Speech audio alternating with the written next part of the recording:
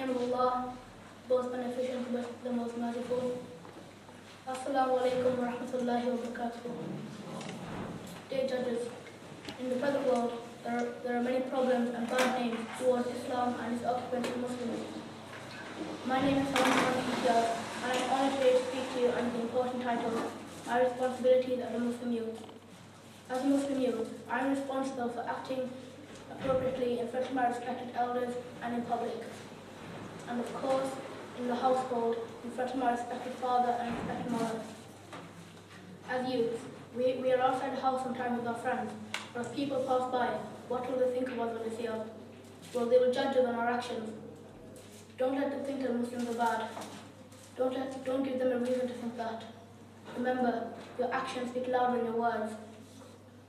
Behaving when in public can make people realize what kind of religion Islam is and help them to research into Islam and one day, inshallah, become Muslims.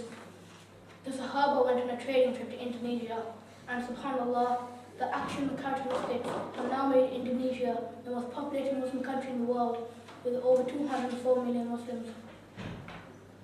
Dear judges, growing up with a young Muslim in the West is a big challenge.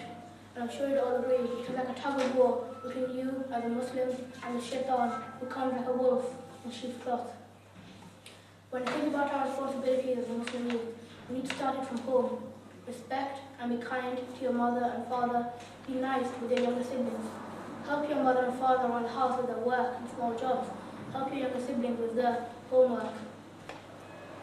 When the time comes for daily prayer, we must pray 5 times a day. Do our daily zikr and read and learn from the Holy Quran. If your younger brothers and sisters are doing this, it is your responsibility to help them with the Quran and teach them the virtue of zikr.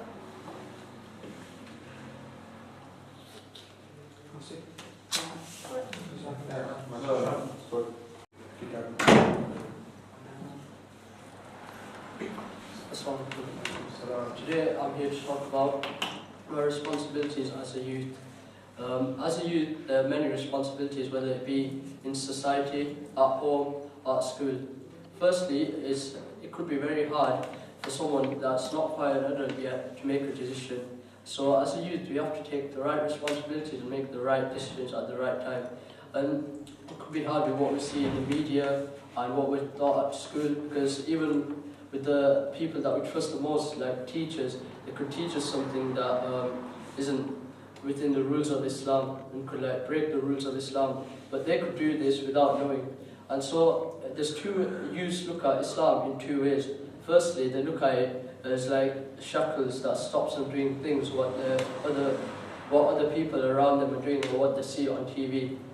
So as youths, we feel when our sisters see other people on the street that who may not be Muslim dressing and showing themselves, they feel, oh, why can't I do that? But the right way is to feel is, look at her seeking attention and walking around, because that's all they're doing, they're seeking attention. But what we have to realize is Allah has already given us attention through Islam.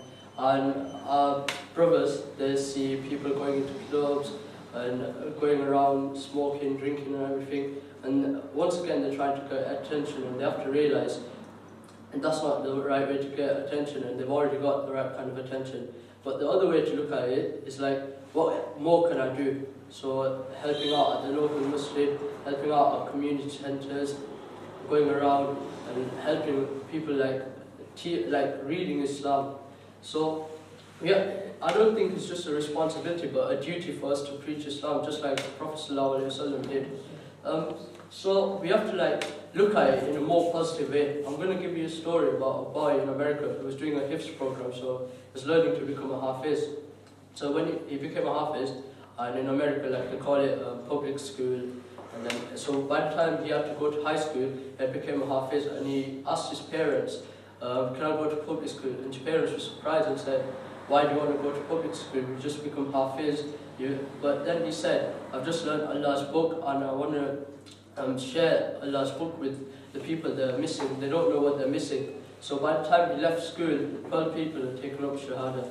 So we have to look at it in a very positive way, instead of just neglecting and saying, oh, I won't do the really bad things, but the other things I'm sure I'll get let off for.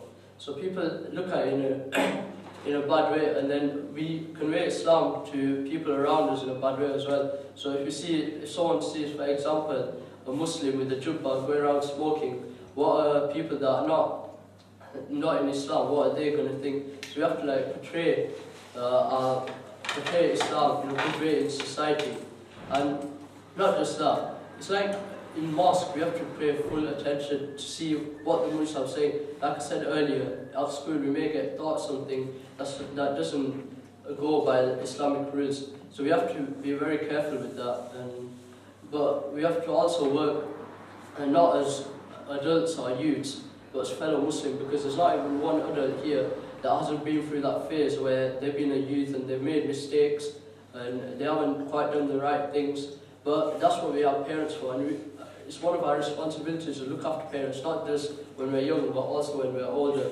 So I think we'll all be better off if we work as fellow Muslims, not as adults and youths. That note I'd like to end my speech. Quite a lot you crammed into that. There's quite a lot you crammed into those 2 minutes, which was good.